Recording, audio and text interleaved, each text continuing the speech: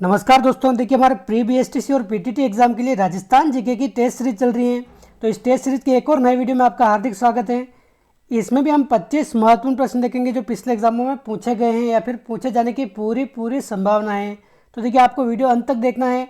25 प्रश्न हम पूरी व्याख्या सहित देखेंगे और देखिए काफ़ी सारे वीडियो हमने अब तक देख लिए हैं बीएसटीसी और पीटीटी एग्जाम के लिए। तो आप चैनल पर जाकर वहाँ पर प्लेलिस्ट भी चेक कर सकते हैं। आपको राजस्थान जीके, शिक्षण अभिरुचि, मेंटल एबिलिटी आदि के काफ़ी सारे वीडियोस मिल जाएंगे। उनकी लिंक भी मैं आपको डिस्क्रिप्शन में दे दूंगा और इस वीडियो के अंत में भी आपको एक लिंक मिल जाएगी, वहाँ पर भी आप क्लिक करके ये सारे वीडियो देख सकते हैं। काफ़ी महत्वपूर्ण प्रश्न मैंने आपको ये कराए हैं और बार बार यही प्रश्न घुमा फिरा कर पूछे जाते हैं। तो देखिए अगर पहले प्रश्न की बात करें, पहला प्रश्न क्या कह रहा है अपने, राजस्थान में मानसून का प्रवेश द्वार किसे कहा जाता है।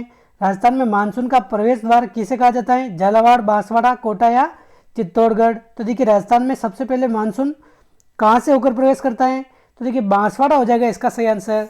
राजस्थान में मानसून बांसवाड़े से होकर प्रवेश करता है। और देखिए अगर बात करें राजस्थान में वर्षा किस मानसून से होती है अपने, तो दक्षिणी पश्चिमी मानसून से अपने राजस्थान में बारिश होती है। और देखिए मानसून की दो शाखाएं अपने राजस्थान में कौन कौन सी, एक तो अपने अरब सागरीय शाखा और एक अपने बंगाल की खाड़ी शाखा। इन दोनों शाखाओं से अपने बारिश होती है और सबसे पहले प्रवेश मानसून अपने बांसवाड़ा में करता है। ऑप्शन बी हो जाएगा इसका सही आंसर। इसलिए अपने बांसवाड़ा को मानसून का प्रवेश द्वार कहा जाता है। देखिए आपने पढ़ा होगा राजस्थान के दो जिले ऐसे कौन से हैं जहाँ पर होकर कर्क रेखा गुजरती है। तो देखिए एक तो अपने बांसवाड़ा में होकर गुजरती है और एक अपने डूंगरपुर इन दोनों जिलों से होकर अपने कर्क रेखा भी गुजरती है। तो ये भी आप ध्यान रखें, बांसवाड़ा से संबंधित ये भी महत्वपूर्ण फैक्ट है। तो ऑप्शन बी हो जाएगा इसका सही आंसर।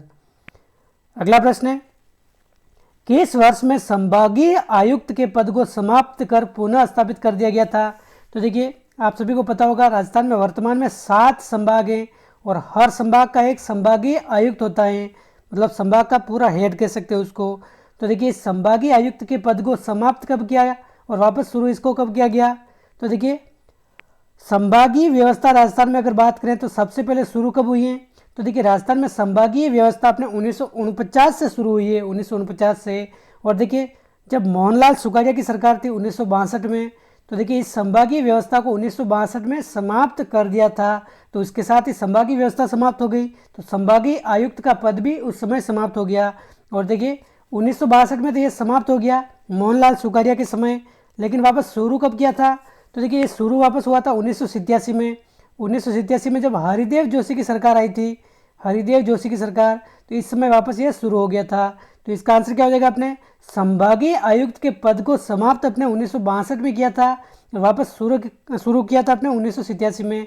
तो ऑप्शन बी हो जाएगा इसका सही आंसर। और देखिए अगर पूछे सबसे पहले संभागीय व्यवस्था कब शुरू की गई थी राजस्थान में, तो 1949 में शुरू की थी, 1962 में वापस समाप्त की थी मोहनलाल सुखाड़िया ने, 1987 में वापस हरिदेव जोशी ने वापस शुरू कर दी थी। और वर्तमान में संभागीय व्यवस्था अभी सुचारू रूप से चालू है। 7 संभाग अभी वर्तमान में, भरतपुर सबसे नवीनतम संभाग है, 2005 में इसका गठन किया गया था। तो अपने ऑप्शन बी हो जाएगा इसका सही आंसर।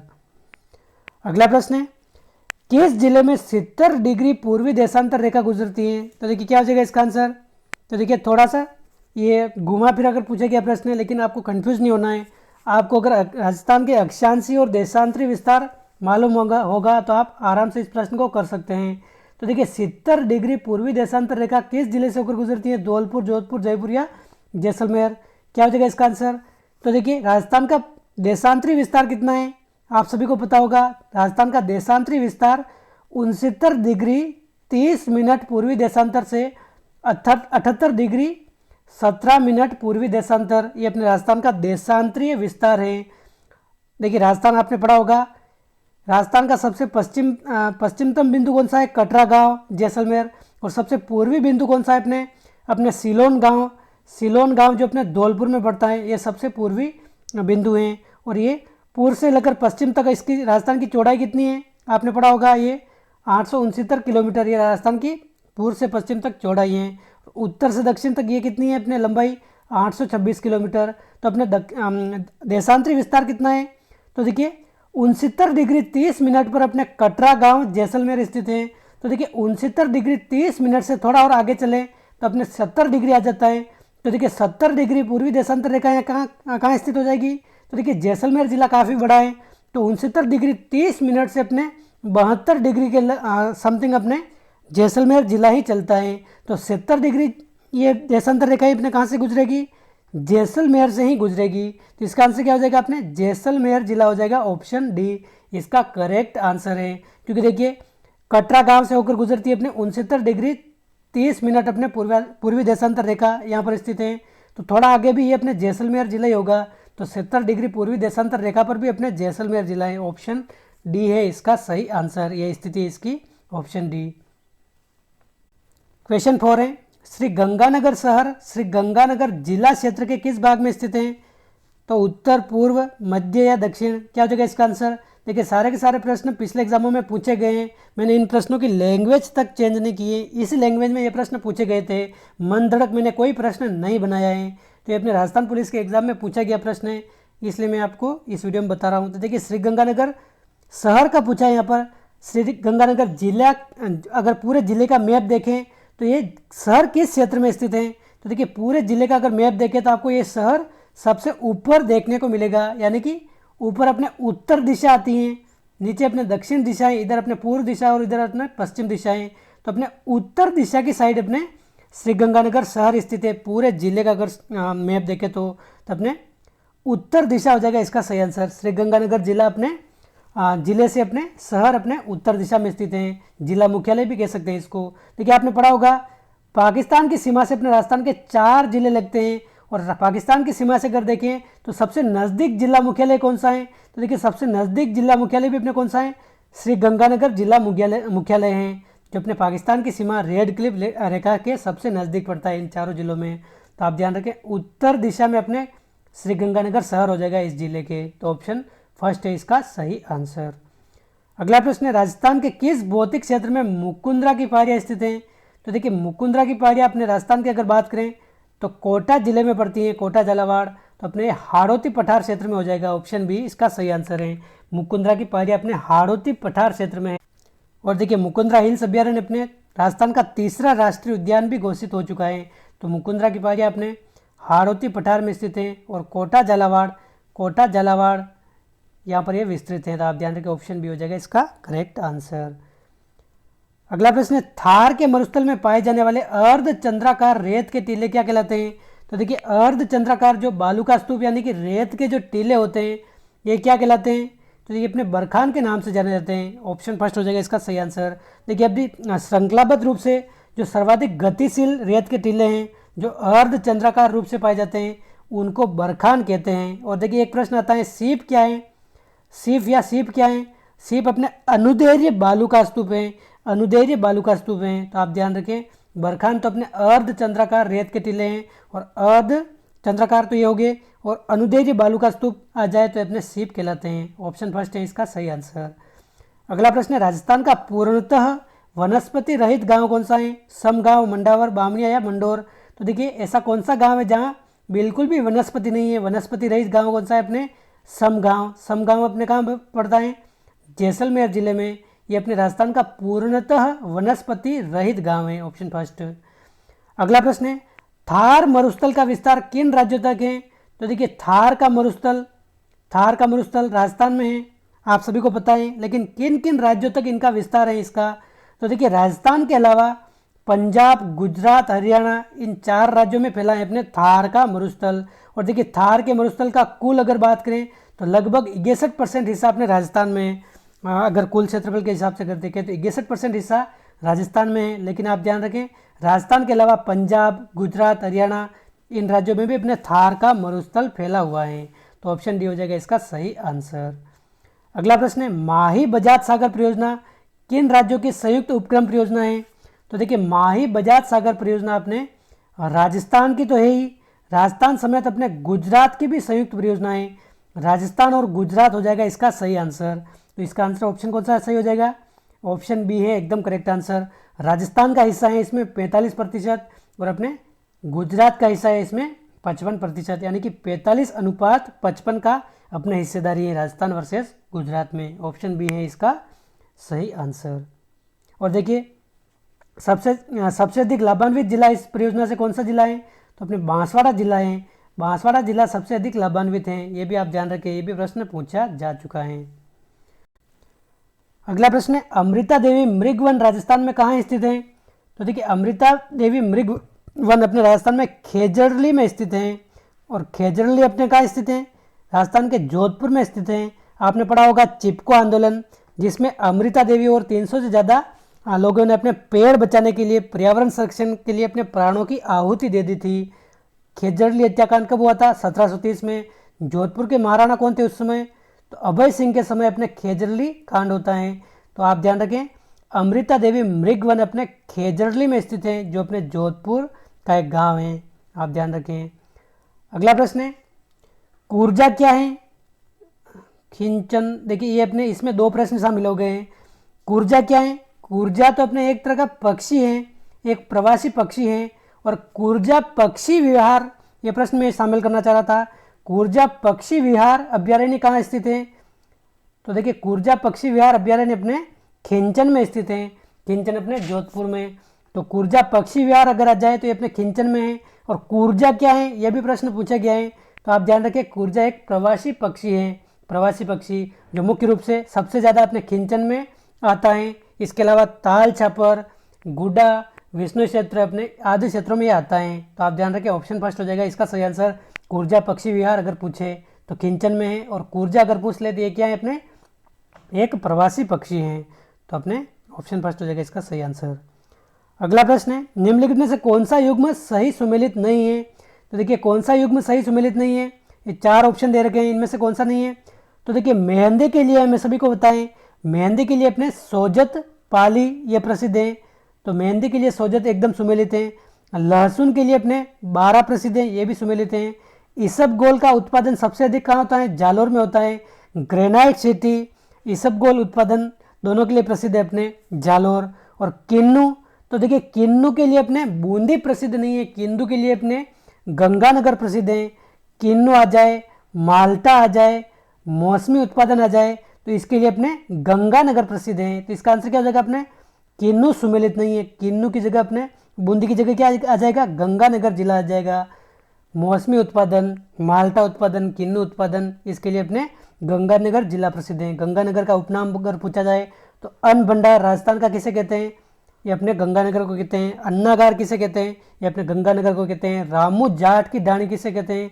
तो रामू जाट की डाणी भी अपने गंगानगर को कहते हैं। इतने सारे इसके उपनाम हैं। देखिए सभी प्रश्न मैं आपको व्याख्या सहित बता रहा हूँ ताकि आपके जो भी इसके इर्द गिर्द जो भी प्रश्न बन सकते हैं वो भी आपके कवर हो जाए।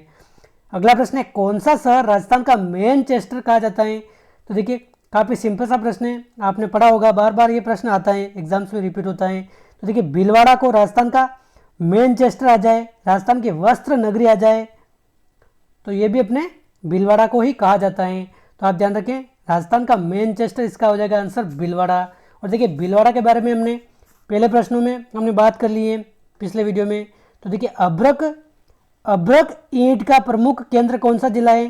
तो देखिए अभ्रक ईंट के लिए अपने भीलवाड़ा जिला प्रसिद्ध है। और देखिए मेवाड़ टेक्सटाइल मिल कहाँ स्थित है? तो देखिए मेवाड़ टेक्सटाइल मिल अपने कहाँ स्थित है? भीलवाड़ा जिले में स्थित है। इसकी स्थापना कब हुई है? 1938 में इसकी स्थापना हुई है। मेवाड़ टेक्सटाइल अगर आ जाए तो टेक्सटाइल सिटी के नाम से भी अपने भीलवाड़ा को ही जाना जाता है। तो इतने सारे आप इसके पॉइंट ध्यान रखें, ऑप्शन बी हो जाएगा इसका सही आंसर। अगला प्रश्न है 2011 की जनगणना के अनुसार अगर बात करें तो राजस्थान जनसंख्या की दृष्टि से भारत में किस स्थान पर आता है? देखिए आप सभी को पता होगा राजस्थान क्षेत्रफल की दृष्टि से तो अपने राजस्थान पहले स्थान पर है। भारत में अगर बात करें 3,42,239 वर्ग किलोमीटर अपने राजस्थान का क्षेत्रफल है। क्षेत्रफल की दृष्टि से तो अपने पहले स्थान पर हैं, लेकिन 2011 की जो जनगणना हुई है उसके अनुसार अगर देखें तो राजस्थान जनसंख्या की दृष्टि से भारत में किस स्थान पर आता है? तो 8वें स्थान पर आता है। और जनसंख्या की दृष्टि से पहला स्थान किसका है? तो उत्तर प्रदेश का पहला स्थान है, लगभग 22 करोड़ अभी वहाँ की जनसंख्या है। तो अपने 8वां स्थान जैसा अपने राजस्थान का आता है जनसंख्या की दृष्टि से, ऑप्शन सी हो जाएगा इसका सही आंसर। अगला प्रश्न है राजस्थान में कुल कितने केंद्रीय विश्वविद्यालय कार्यरत हैं? तो देखिए राजस्थान में कितने केंद्रीय विश्वविद्यालय कार्यरत हैं? तो देखिए ये अपने एक हो जाएगा। एकमात्र केंद्रीय विश्वविद्यालय राजस्थान में कहाँ है? अपने अजमेर में है। ऑप्शन डी हो जाएगा इसका एकदम करेक्ट आंसर। एकमात्र केंद्रीय विश्वविद्यालय अपने अजमेर में स्थित है। अगला प्रश्न है, ब्लू पोएट्री से संबंधित किस व्यक्ति को पद्मश्री से सम्मानित किया गया है? तो देखिए ब्लू पोएट्री ये अपने जयपुर की प्रसिद्ध कला है, जयपुर की। तो इसको जीवन दान देने का एकमात्र काम किसने किया है? मतलब एक तरह से मरी हुई कला को जीवित करने का काम किसने किया है? ये अपने कृपाल सिंह शेखावत ने किया है। ऑप्शन बी हो जाएगा इसका सही आंसर। और इसके लिए इनको 1974 में इनको अपने पद्मश्री सम्मान से भी सम्मानित किया जा चुका है। तो अपने कृपाल सिंह शेखावत अगर आ जाए तो किस कला से संबंधित हैं? तो आपको ध्यान रखना है ब्लू पोएट्री कला से संबंधित है। ऑप्शन बी है इसका सही आंसर। अगला प्रश्न, राजस्थान का पहला हेरिटेज होटल कौन सा है? तो देखिए राजस्थान का पहला हेरिटेज होटल अगर पूछा जाए तो अपने अजीत भवन पैलेस जोधपुर है। ऑप्शन सी है इसका सही आंसर। और देखिए हेरिटेज होटल होने की शर्त क्या है? तो देखिए मार्च 2003 तक अगर कोई इमारत है 75 साल से ज़्यादा वर्ष की हो चुकी है, यानी कि मार्च 2003 तक 75 वर्ष से अधिक पुरानी इमारत कोई है और सांस्कृतिक महत्व की कोई इमारत है जिसमें अगर होटल संचालित हो रही है तो उसको हेरिटेज होटल का दर्जा दिया जा सकता है। तो पहला हेरिटेज होटल कौन सा है? अपने अजीत भवन पैलेस अपने जोधपुर में। और देखिए ये राजस्थान के महल में हम पढ़ते हैं। राजस्थान के जो महल के बारे में बार बार प्रश्न पूछे जाते हैं एग्जाम में, जैसे पिछले एग्जाम में अपने बीएसटीसी में पूछा गया है जूना महल कहाँ स्थित है? जूना महल अपने डूंगरपुर में स्थित है। इस प्रकार प्रश्न पूछे जाते हैं तो उसमें हम ये पढ़ते हैं अजीत पैलेस जोधपुर। और देखिए महलों से संबंधित भी हमने महत्वपूर्ण प्रश्न देख लिए। लगभग 1 घंटे का हमने पूरा टॉपिक कवर किया है, वो भी जाकर आप देख सकते हैं, आपको हमारे चैनल पर वीडियो मिल जाएगा। अगला प्रश्न है, कहाँ के शासकों द्वारा रावल व महारावल की उपाधि धारण की गई थी? तो देखिए कहाँ के शासकों द्वारा अपने रावल व महारावल की उपाधि धारण की थी? डूंगरपुर के शासकों द्वारा। ऑप्शन सी हो जाएगा इसका सही आंसर, डूंगरपुर के शासकों द्वारा। अगला प्रश्न है, राजस्थान के किस क्रांतिकारी को तिहाड़ जेल में बंद रखा गया था? तो देखिए तिहाड़ जेल में बंद रहने वाले क्रांतिकारी कौन है? गोपाल सिंह खरवा हो जाएगा इसका सही आंसर। देखिए हाल ही में जो रीट का एग्जाम हुआ था, रीट एग्जाम जो 26 सितंबर को हुआ था, लेवल 2 का एग्जाम जो अपने रद्द हो चुका है अभी, तो आप देखिए उसमें ये प्रश्न पूछा गया था गोपाल सिंह खरवा को अपने तिहाड़ जेल में बंद किया गया था। तो आपने ऑप्शन भी हो जाएगा इसका सही आंसर। देखिए इनको सबसे पहले तो अपने टोडगढ़ के जेल में बंद किया गया था, वहाँ से भाग गए थे, वापस सलेमाबाद से गिरफ्तार होकर इनको कहाँ भेजा गया था? अपने तिहाड़ जेल में बंद किया गया था। और देखिए अपने खरवा रियासत थी राजस्थान की, अजमेर में जो पड़ती थी रियासत, यहाँ के जागीरदार कह सकते हैं, वहाँ के शासक थे गोपाल सिंह खरवा और अपने प्रमुख क्रांतिकारी हैं। ऑप्शन बी इसका सही आंसर है। अगला प्रश्न है, राजस्थान का सबसे बड़ा अभ्यारण्य कौन सा है? तो देखिए राजस्थान का सबसे बड़ा अभ्यारण्य अगर क्षेत्रफल की दृष्टि से देखें तो कौन सा है? अपने राष्ट्रीय मरु उद्यान। ऑप्शन फर्स्ट, अपने राष्ट्रीय मरु उद्यान किस जिले में है? तो देखिए अपने 2 जिलों में विस्तृत हैं। सबसे अधिक क्षेत्रफल देखें तो अपने जैसलमेर जिले में लगभग 2000 किलोमीटर या 1900 किलोमीटर, और बाकी अपने बाड़मेर जिले में है। और इसका अगर क्षेत्रफल देखें तो कितना है इसका क्षेत्रफल? तो देखिए राजस्थान का जो सबसे छोटा जिला है धौलपुर जिला, सबसे छोटे जिले का क्षेत्रफल कितना है? 3034 वर्ग किलोमीटर। तो इस छोटे जिले से भी बड़ा क्षेत्रफल है इसका राष्ट्रीय मरु उद्यान का। 3162 किलोमीटर, 3162 वर्ग किलोमीटर इसका क्षेत्रफल है। इतने बड़े वह क्षेत्र में अपने राष्ट्रीय मरु उद्यान फैला हुआ है, यानी कि राजस्थान का सबसे छोटा जिला, पूरा जिला इसमें समा जाए, इतना बड़ा है अपने राष्ट्रीय मरु उद्यान। 3162 वर्ग किलोमीटर। तो आपको ध्यान रखना है ऑप्शन फर्स्ट हो जाएगा इसका सही आंसर। जैसलमेर और बाड़मेर जिलों में ये विस्तृत है। अगला प्रश्न है, राजस्थान का संक्रिया नृत्य किससे संबंधित है? तो देखिए संक्रिया नृत्य किसका है? अपने कथोड़ी, भील, गरासिया, कालबेलिया। तो देखिए संक्रिया नृत्य अपने कालबेलियों का प्रसिद्ध नृत्य है। ये अपने प्रेमी युगल नृत्य हैं। संक्रिया नृत्य प्रेम प्रसंग पर आधारित अपने संक्रिया नृत्य हैं। देखिए अपने कालबेलियों के अगर प्रसिद्ध नृत्य देखें, प्रमुख नृत्य कौन कौन से हैं? तो देखिए एक तो अपने पणिहारी नृत्य पूछा जाता है, पणिहारी नृत्य भी अपने कालबेलियों का नृत्य है। इसके अलावा अगर देखें तो इंडोनी नृत्य आ जाए, तो इंडोनी नृत्य भी अपने कालबेलियों का नृत्य है। इसके अलावा अगर पूछा जाए तो बागड़िया नृत्य भी अपने संक्रिया कालबेलियों का नृत्य है। तो अपने संक्रिया हो जाएगा कालबेलियों का प्रसिद्ध नृत्य। और देखिए कालबेलिया नृत्य की प्रसिद्ध नृत्यांगना ये भी पूछा जाता है। गुलाबो किस नृत्य की प्रसिद्ध नृत्यांगना है? तो अपने कालबेलिया नृत्य हो जाएगा एकदम करेक्ट आंसर। ऑप्शन डी है इसका सही आंसर। अगला प्रश्न है, निम्नलिखित में से कौन राजस्थान के लोक देवता नहीं है? तो देखिए राजस्थान के लोक देवता कौन से नहीं है? गोगा जी हैं, पाबू जी हैं, रामदेव जी हैं। लेकिन देखिए नामदेव जी अपने राजस्थान के लोक देवता नहीं है, अपने महाराष्ट्र के प्रमुख लोक देवता हैं महाराष्ट्र के। तो आपको ध्यान रखना है ऑप्शन डी हो जाएगा इसका सही आंसर। अपने नामदेव जी राजस्थान के नहीं है। अगला प्रश्न है, निम्न में से जल दुर्ग किस स्थान पर स्थित है? अजमेर, आमेर, सिवाना या गागरोन? तो देखिए इसका आंसर क्या हो जाएगा? जल दुर्ग जिसके दोनों ओर नदियाँ हो, ये कौन सा है? गागरोन। ऑप्शन डी हो जाएगा इसका सही आंसर। गागरोन दुर्ग अपने काली सिंध व आहू नदी के संगम पर स्थित है। और गागरोन दुर्ग किस जिले में? अपने झालावाड़ जिले में। तो ये भी आपको ध्यान रखना है। ऑप्शन डी है एकदम करेक्ट आंसर। गागरोन दुर्ग अपने जल दुर्ग है। प्रश्न 24 है, 10वीं शताब्दी का प्रसिद्ध अंबिका मंदिर कहाँ स्थित है? तो देखिए 10वीं शताब्दी का प्रसिद्ध अंबिका मंदिर, जिसको जगत अंबिका मंदिर के नाम से भी जानते हैं। तो देखिए जगत ये स्थान का नाम है। जगत अपने कहाँ है? उदयपुर में। तो अपने जगत अंबिका मंदिर कहाँ स्थित है? जगत में स्थित है। ऑप्शन फर्स्ट है इसका सही आंसर। अंबिका मंदिर अपने जगत में स्थित है। और देखिए खजुराहो मंदिर के समान है, इसलिए इसको मेवाड़ का खजुराहो भी कहा जाता है।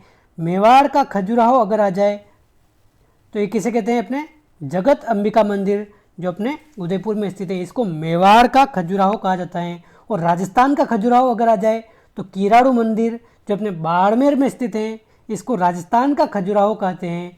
और देखिए राजस्थान का मिनी खजुराहो आ जाए तो अपने बंड देवरा मंदिर जो बारां में स्थित है, इसको मिनी खजुराहो कहते हैं। मिनी खजुराहो किसे कहते हैं? बंड देवरा मंदिर। देखिए आप कंफ्यूज नहीं होना है, वापस बता दूं, मैं आपको वापस बता देता हूँ।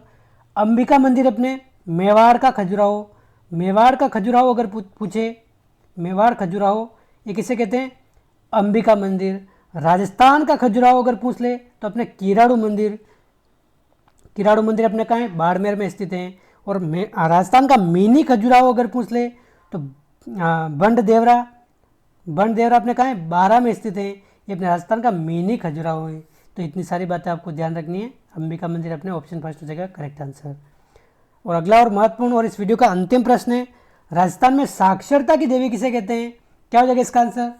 करणी माता, मीराबाई, कालीबाई या गौरीबाई? क्या हो जाएगा इसका आंसर? तो देखिए साक्षरता की देवी अगर पूछा जाए और आधुनिक राजस्थान का अगर पूछा जाए, राजस्थान का आधुनिक एकलव्य किसे कहते हैं? तो ये भी अपने कालीबाई को कहते हैं। ऑप्शन सी हो जाएगा इसका सही आंसर। और देखिए कालीबाई कौन है?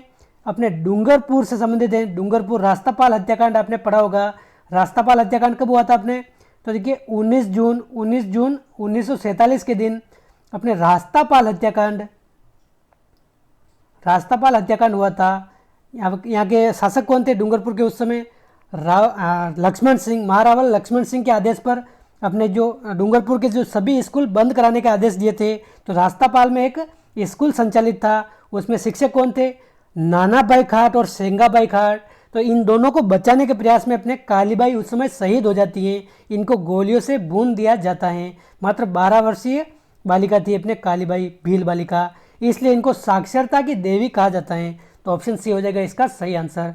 साक्षरता की देवी आ जाए और एकलव्य आ जाए, आधुनिक युग का एकलव्य आ जाएगा राजस्थान का, तो ये भी अपने कालीबाई कहा जाता है। ऑप्शन सी है एकदम करेक्ट आंसर। तो दोस्तों ये थे इस वीडियो के 25 महत्वपूर्ण प्रश्न। काफ़ी डिटेल से मैंने आपको इनको बताया है। पिछले वीडियो पे आप देख सकते हैं, आपको बीएसटीसी और पीटीटी के ढेर सारे वीडियो मिल जाएंगे हमारे चैनल पर। प्लेलिस्ट आप चेक कर सकते हैं, आपको स्क्रीन पर भी एक प्लेलिस्ट की लिंक नज़र आ रही होगी, वहाँ पर भी जाकर आप देख सकते हैं। तो दोस्तों इस वीडियो में बस इतना ही, मिलते हैं अगले वीडियो में। जय हिंद, जय भारत।